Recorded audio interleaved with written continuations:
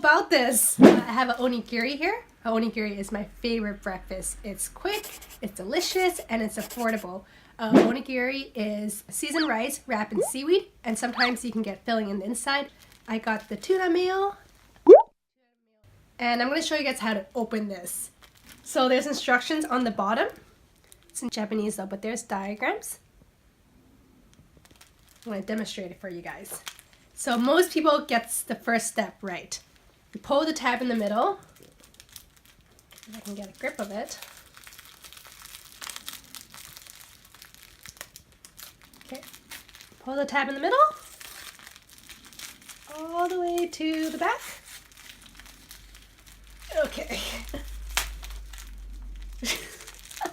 Okay, that's good. Okay, next step. Step number 2, pull the tab in the corner.